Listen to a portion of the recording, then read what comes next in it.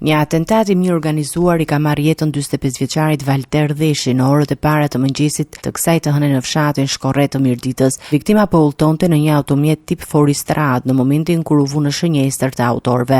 Sipas informacioneve paraprake, sulmi ndodhi në një segment rrugor me relief malor, ku lëvizja është e kufizuar dhe mungojnë sistemet e mbikëqyrjes me kamera. Hetuesi dyshojnë se autorët e kishin studiuar me kujdes itineraren dhe terrenin përpara se të ndoronin sulmin. 45 vjeçari është qelluar me breshëri e armë zjarri, ndërsa plumbat kanë goditur automjetin në disa pjesë. Goditja rezultoi fatale dhe I shkaktoi vdekjen e menjëhershme viktimës, pa I lënë mundësi reagimi apo shpëtimi. Ekspertët e kriminalistikës kanë kryer qyerjen e vendit të ngjarjes, ku janë sekuestruar 18 gëzhoja, ndërsa automjeti është marrë për ekzaminim të mëtejshëm me qëllim rindërtimin e dinamikës së atentatit. Menjëherë pas ngjarjes, policia ngriti disa pika kontrolli në akset kryesore të zonës dhe nisi kontrollet intensive në terren. Në operacione janë angazhuar edhe dron dhe qenë të specializuar për gjurmimin e autorëve të cilët dyshohet se janë larguar menjëherë pas krimit. Valter Dheshi punonte si shofer pranë makinerive të një kompanie që operon në zonën e Spaçit. Megjithatë,